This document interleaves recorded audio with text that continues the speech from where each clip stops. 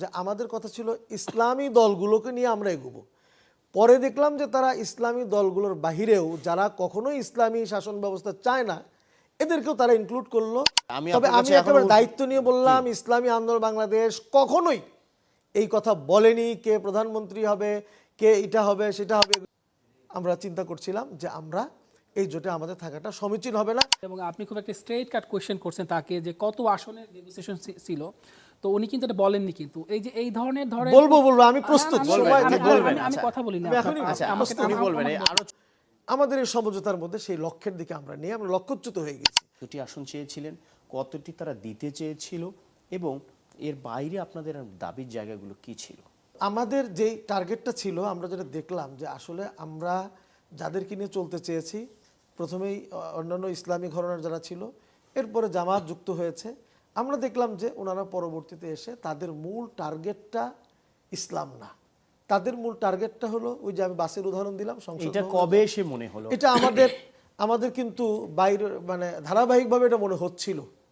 কিছুদিন যেতে না যেতেই আমরা দেখলাম জামাতের অ্যাটিটিউড, জামাতের বক্তব্য এগুলিতে কিন্তু আমাদের আসছে। আপনি দেখেছেন গত রোজার সময় রোজা পূজা একত্র করে ফেলা এবং তাদের বিভিন্ন কথাবার্তা, কিন্তু এটা আস্তে আস্তে আস্তে আস্তে এগুলো তো আগে থেকে জানা ছিল। জামাতের সঙ্গে আপনাদের যে আকিদাগত বিষয় আমি আসছি, কিংবা জামাতের যে কর্মপন্থা আপনাদের কর্মপন্থা আলাদা।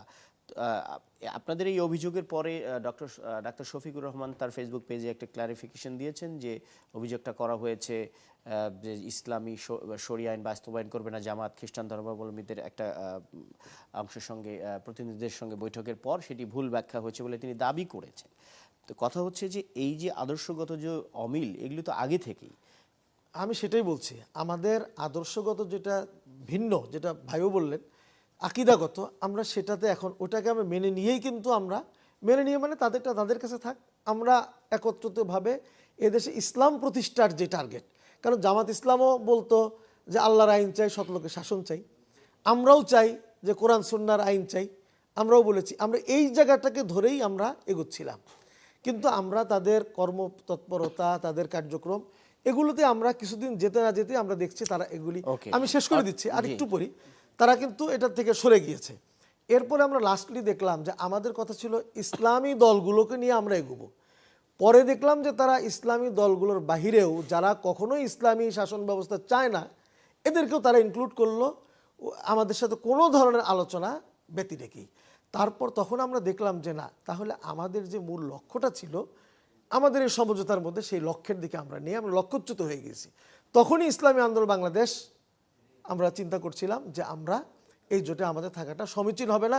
আমরা তো যদি ভোটের রাজনীতি করি, আমরা যদি ক্ষমতার রাজনীতি পয়েন্ট ক্লিয়ার, আমাদের জামাত ইসলাম সম্ভব ছিল। আপনি বলতে চাইছেন যে ইসলাম কায়েম করতে চায় না, অথচ আপনাদের উদ্দেশ্য ছিল ইসলাম কায়েম করা। ওকে, একটা পয়েন্ট পাওয়া গেল। আজকের এই সংবাদ সম্মেলনে ইসলামী আন্দোলনের পক্ষ থেকে বলা হয়েছে যে তাদের একটা জায়গায় ইগোতে বা আত্মসম্মানে লেগেছে যে জামাতকে এক ধরনের ছোট, ইসলামী আন্দোলনকে ছোট দল হিসেবে দেখানোর চেষ্টা করা হয়েছে বিভিন্ন জরিপের কথা সামনে নিয়ে এসে। তো আসলে